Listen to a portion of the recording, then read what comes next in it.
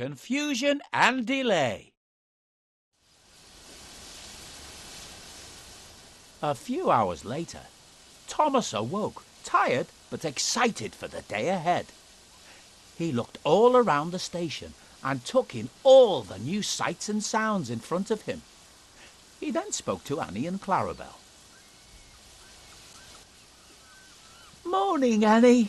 Morning, Clarabel." But there was no reply. Thomas looked over and realized his friends were no longer beside him. "Annie? Clarabel? Where are you?" He suddenly heard a chorus of voices from a nearby siding. "Thomas!" "Bust my buffers!" he cried. "How did you get over there?" "Don't worry, I'm coming to get you."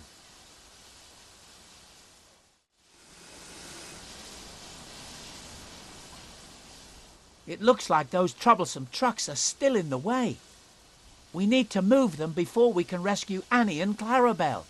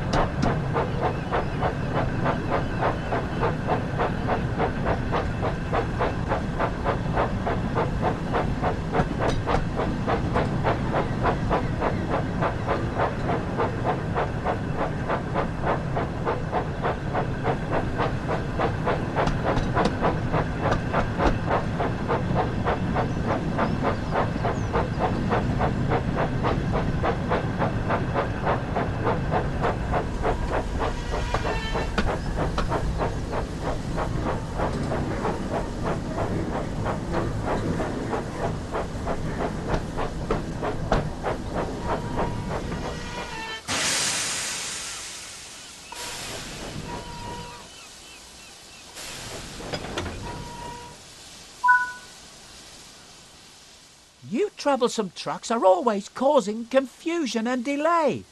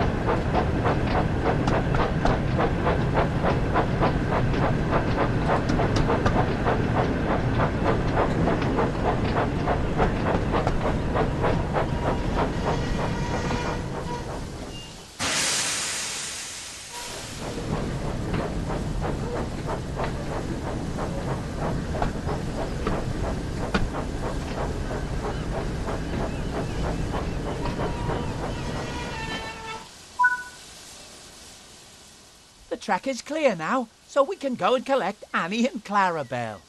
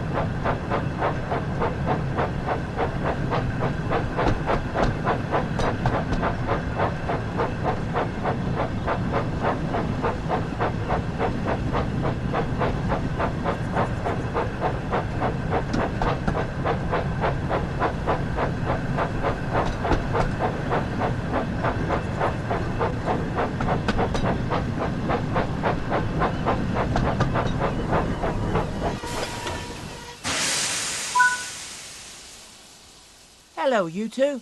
It's good to see you're both okay. But how did you get here? We don't know, Thomas, cried Annie. Perhaps an engine from this railway put us here, thinking we were just ordinary coaches.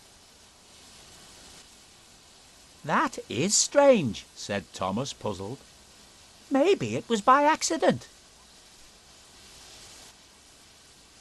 But we can't stand here all day, he added. We still have a lot to do before the special event tonight, and now we're running late, so we need to hurry.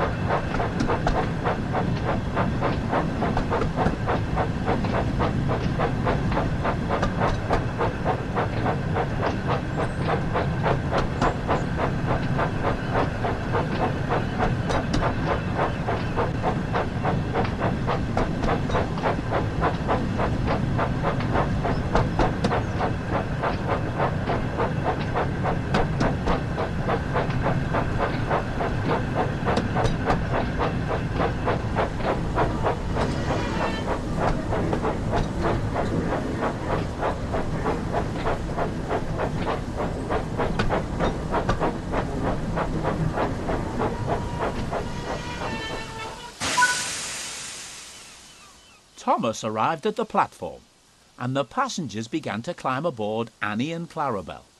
As he was waiting, Mr. Peters walked up and greeted him warmly.